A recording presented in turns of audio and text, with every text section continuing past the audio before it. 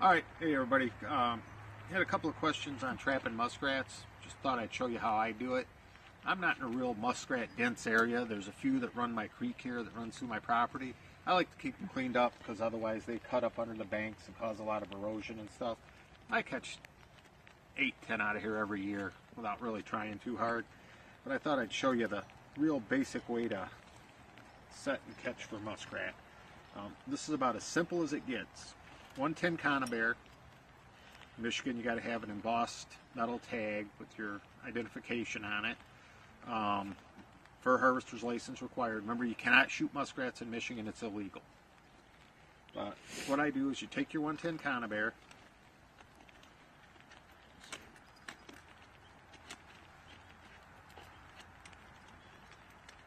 you press the spring, fold it over. Those two wires right there, that's your trigger. This is a trap dog.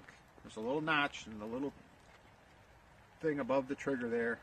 There's 3 notches in your trap dog. Obviously, the farther back you set it on the notches there, the harder it'll hit. I've got it set in the heaviest, medium, and lightest. Trap will be a little more sensitive set in the heaviest setting usually. It's got more tension on it, and it'll snap them. Now, I don't know, most of you have seen, you walk by a pond or whatever, you see these little lines going through the weeds and stuff. We get a few of those here, but unfortunately I've set those pretty much. Right over there, the corner of the bridge, there's a run that comes under the end of the bridge. See that red stick sticking up over there? That's a trap frame. Look right down on top of it. You'll see that there's a 110 sitting there in a frame. But I'm not going to use a frame for this one today. I'm going to show you the cheap and easy way. I happen to know that right along this little drop-off edge here, them rats love to come along, and they come along here, and they dive down and they follow the bottom as they're swimming along. Solid sand bottom here with sticks and stuff. But right where they come down that hump, they tend to swim down and follow the bottom along here. So I'm going to set this right where they can't miss it. And as they come and follow right along those 2 logs, before they drop off into deep water, just take your conibear, you got it set. Cut you a stick, fiberglass rod, whatever it takes, that'll fit right through that ring. Then I put the trap chain ring around the same stake. That just keeps your muskrat from floating away after you catch him.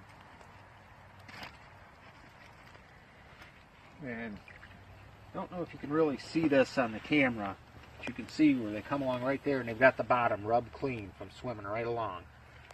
So basically, I'm just going to turn that spring up, jam that stick in the bottom, catch my finger,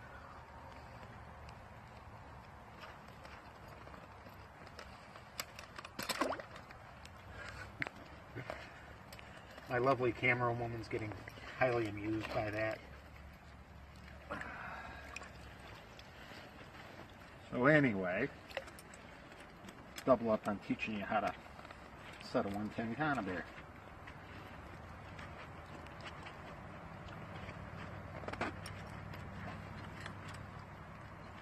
They said, pick one of your 3 notches, line the dog up,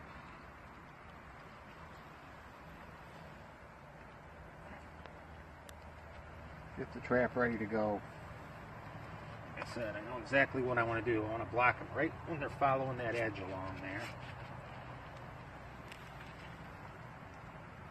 Stand that trap up. And then grab a stick right here.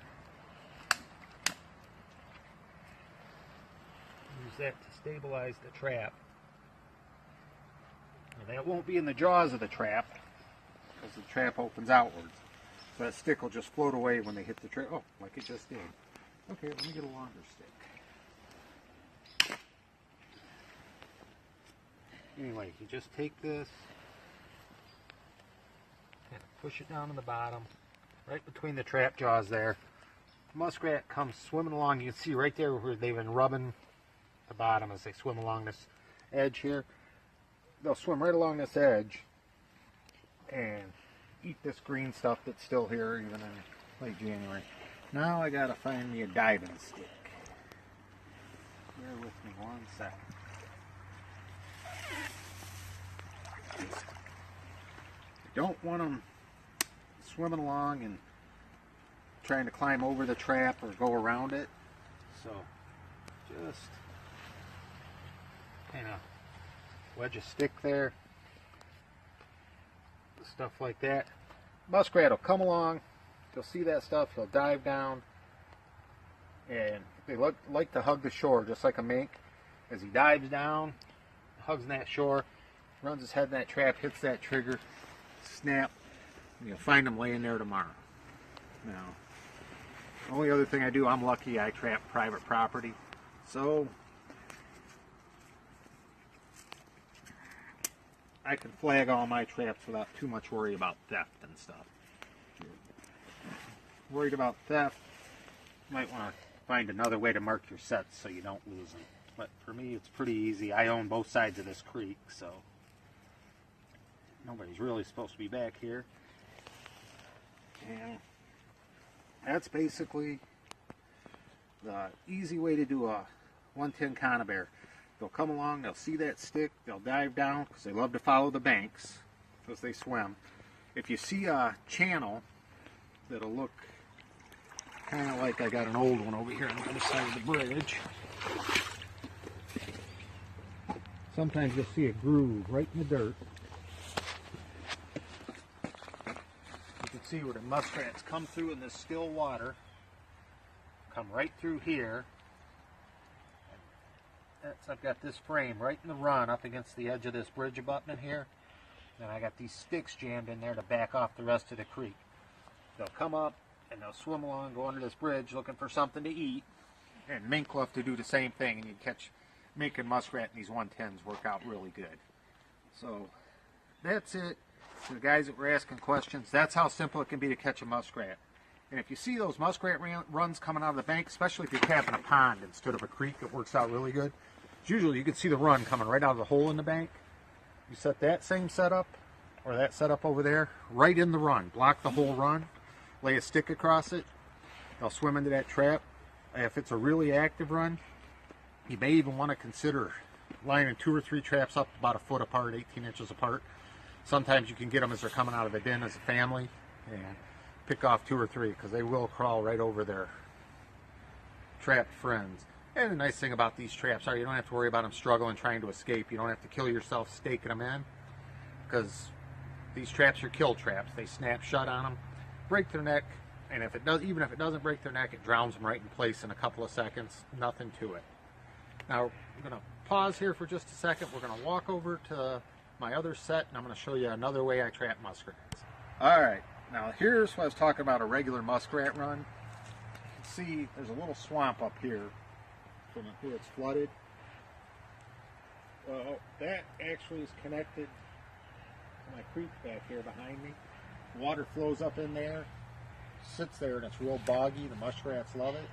And then they actually come out and they've got 2 runs, one going right back there that you can't see. And they got another run here where I'm standing up on dry land.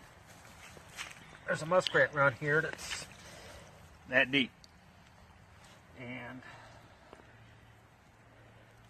that's how you set a muskrat run. You don't, like I said, I use the frames because they're quick. You don't need it. You can actually set this with 2 sticks like I showed you on the first part of the video. Just set it in there. The spring itself actually sticks over there and helps push them toward there. Kind of just set this right dead center of the run, the deepest part of the water.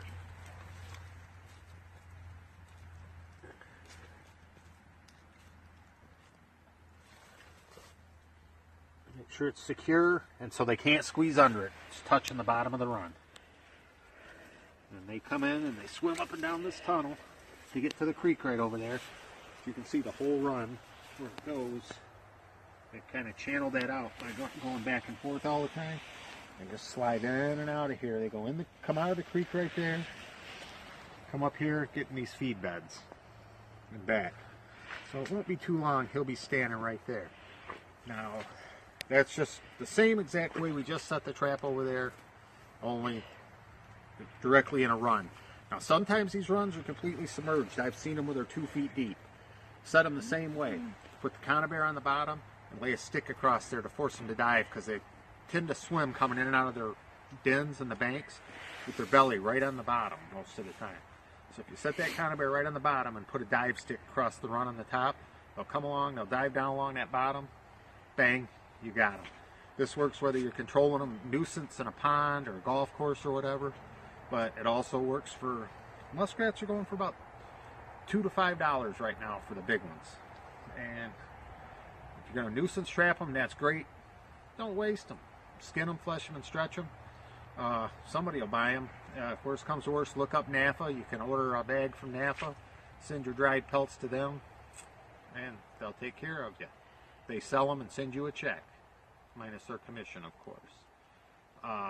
Now we're going to pause the video one more time real quick, and I'm going to show you one more setup for muskrats.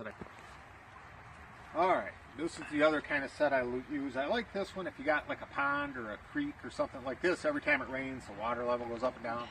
My traps end up way underwater or sticking half out depending on the level, and I have to keep adjusting them. This one, self-adjusting. Cut your board about 15, 16 inches long, about a foot wide. Drill a hole in the middle. Get you one of these fiberglass driveway markers right here. Drill a hole right through the middle. That allows the thing to float up and down. It stays the same height all the time. Then all I do is I horseshoe I got a Victor stop loss and a Victor 1.5. Muskrat comes up, I spike the apple over the top here.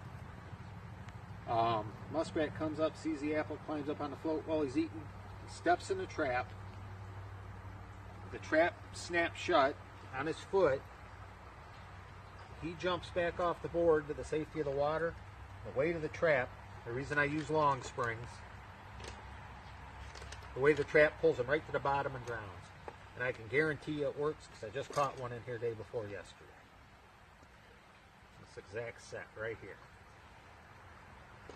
But I put a stick on each side, both to stabilize it in the current. If you're in a pond where there's not a lot of current, you really don't need that. You can just let it spin around on the thing in the wind. But because of the current here, I don't want it flipping, bouncing back and forth. I want it nice and stable. They go to climb up on it and get the apple. The stick's centered up on each side. They also, the muskrats will crawl right over the side to get to that apple. That's why I spike it on the fiberglass rod there. It keeps them from stealing it. But they'll step on them traps. Weight pulls them to the bottom, and he was floating about right here the other day. I could just see his tail. I could see the trap was gone. I could see his tail floating at the top of the water. And he was head down, front leg catch, laying right there in the dirt. Like I said, this is a nice one if you got a place where you got a lot of variations on water level or something like that. It floats up and down. It's always working no matter how much it rains or whatever. And like I said, I've already caught one on there. We'll see if I can't get another one or two right here. They got a bunch of stuff up in here. They've got runs. Those 2 run sets I just showed you are right behind the camera right now. I got another trap right there, guarding that bank.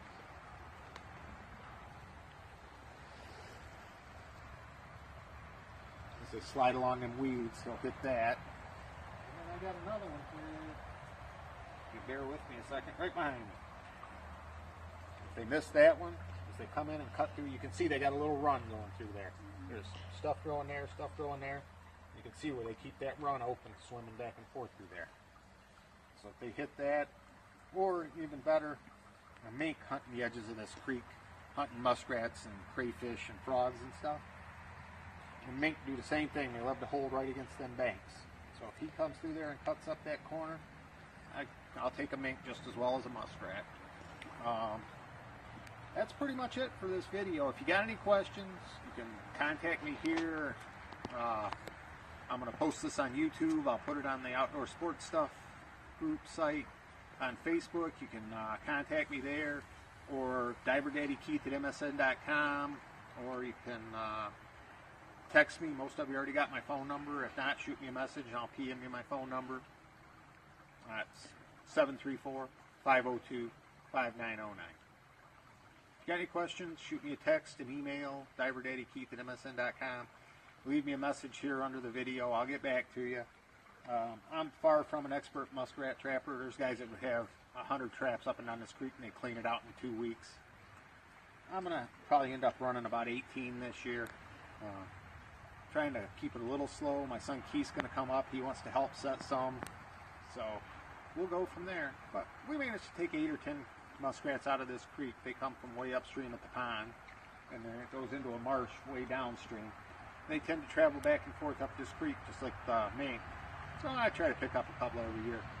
Mostly for me, it's to stop the bank erosion. You can see where they eat into the bank here, and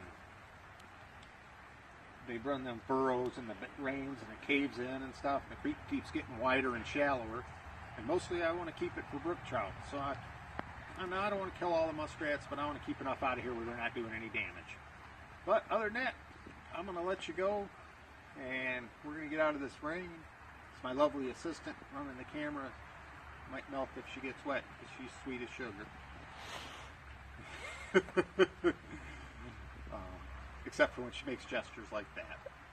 But anyway, folks, have a great day. If you got any questions, let me know. Thanks.